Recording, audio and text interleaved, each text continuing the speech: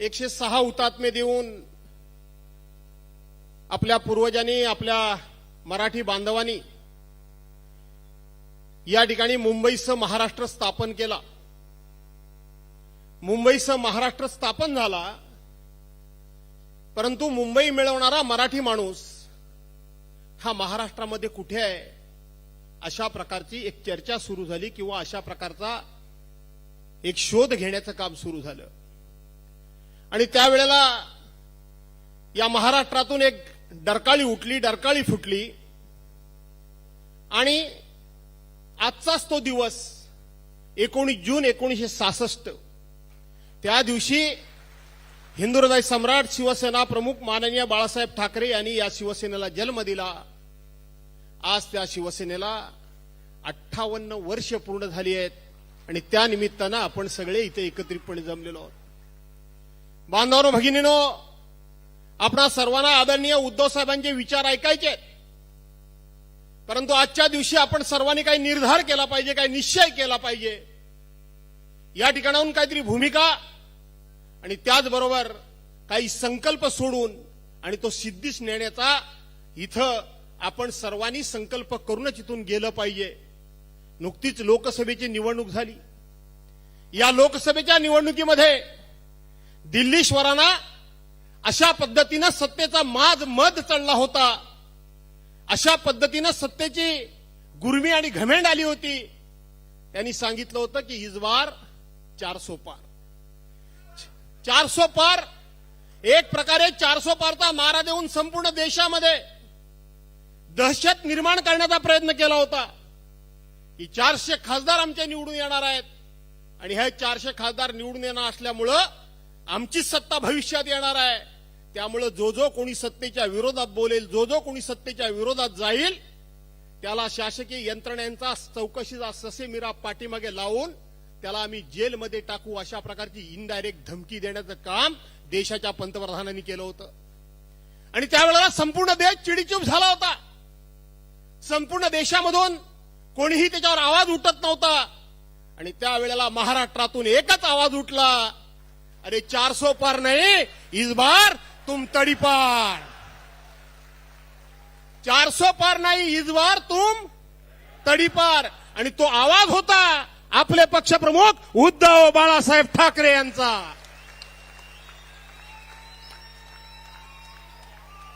उद्धव बाळासाहेब ठाकरे यांचा आवाज होता.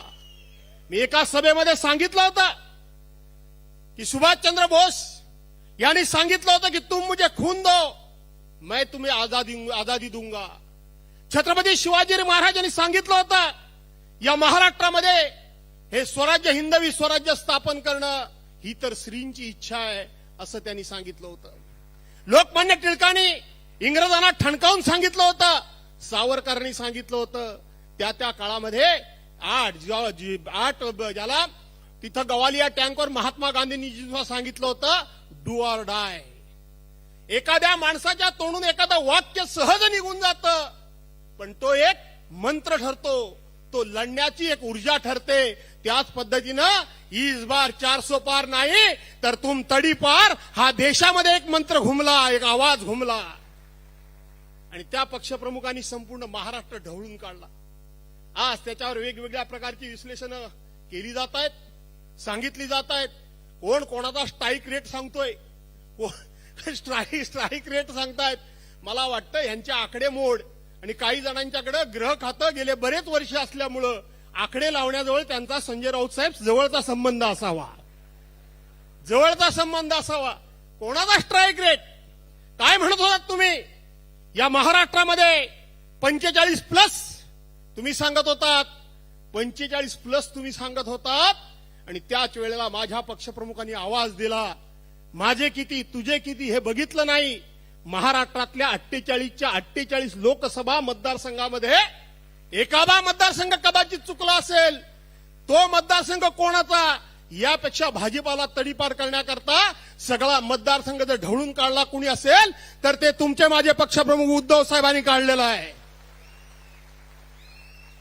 अरे शिवसेनेबरोबर तुम्ही होतात त्यावेळेला तुमचे 23 खासदार निवडून आले होते. तुम्ही आम्हाला सांगत होतात की नरेंद्र मोदींचा फोटो लावून तुम्ही 18 खासदार निवडून आलात.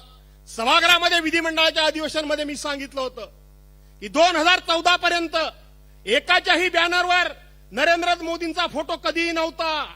2014ला ते पंतप्रधान पदाचे उमेदवार झाले आणि त्यांचा बॅनरवर फोटो आला. आज आपण कालची निवडणूक जर बघितलीत तर कालच्या निवडणुकीमध्ये मी त्यांना सांगितलं होतं की भविष्यामध्ये आम्ही तुमच्या नरेंद्र मोदींचा कधी फोटो लावणार नाही. तुम्ही आमच्या शिवसेना प्रमुखांचा फोटो लावू नका. पण आज आपण जर बघितलं असेल तर शिवसेना प्रमुख ही एक अभूत अशा प्रकारची शक्ती होती. ज्या वेळेला कधी परकीय आक्रमण झालं असेल, कधी धार्मिक आक्रमण झालं असेल, कधी आर्थिक आक्रमण झालं असेल, कधी देशातली आर्थिक कधी उलटापालट काय घडली असेल, त्यावेळेला फक्त एकच बोट उठलं, ते म्हणजे शिवसेना प्रमुख मान्य बाळासाहेब ठाकरे यांचं. आणि त्यांनी सांगितलं खबरदार जर माझ्या देशाकडे वाकड्या नजरेनं पाहाल तर, खबरदार जर माझ्या देशातल्या देशबांधवांच्याकडे वाकड्या नजरेनं पाहाल तर. आणि त्याची दखल अख्ख्या जगाला घ्यावी लागली होती. त्याच पद्धतीनं आजकाल जर आपण बघितलं तर 48च्या 48 उमेदवारांच्या बॅनरवर 48च्या 48 भाजपा असेल, शिवसेना असेल, अजित पवार गट असेल, काँग्रेस, राष्ट्रवादी काँग्रेसने आम्ही सुद्धा असू, त्या 48च्या 48 बॅनरवर जर फोटो कोणाचा होता तर तो माझ्या हिंदू हृदय सम्राट शिवसेना प्रमुख मान्य बाळासाहेब ठाकरेंचा होता. आम्ही तुमचा फोटो लावला नव्हता, आम्ही नरेंद्र मोदींचा फोटो लावला नव्हता. अरे स्ट्राईक रेटच्या गोष्टी कोणाला शिकवताय तुम्ही? तुमचे 23 होते, तुमचे तिघांचे मिळून त्या ठिकाणी फक्त 17 निवडून आले. आमचे इंडिया आघाडीचे मिळून 30 निवडून आले. उद्धव बाळासाहेब ठाकरेंचा स्ट्राईक रेट आहे.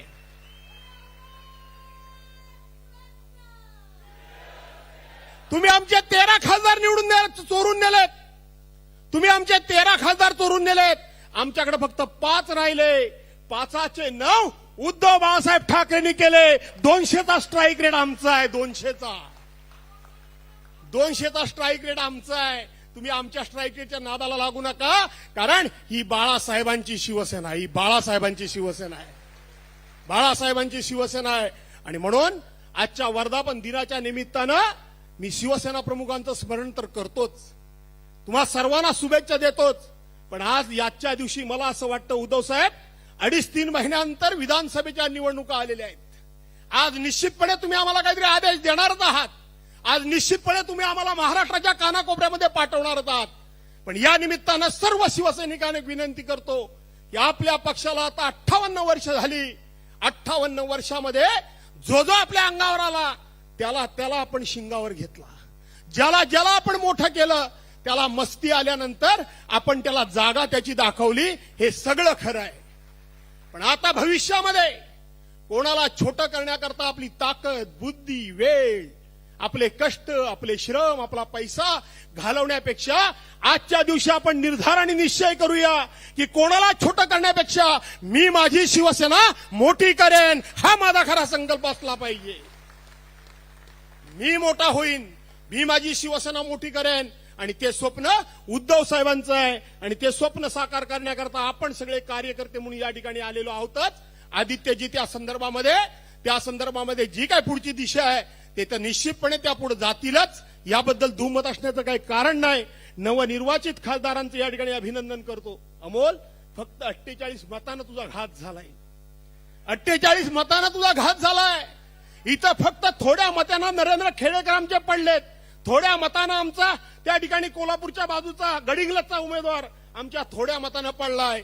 नपेक्षा तुमचा स्ट्राईक रेट आम्ही बरोबरच बाहेर काढला असता खरं सांगायला गेलं तर. पण असो, वेळ गेलेली नाही. आणि म्हणून आजच्या दिवशी आपण सगळे इथं एकत्रित आलात. आणि एकत्रित आले असताना या संपूर्ण महाराष्ट्राचं दर्शन तर घडतंय.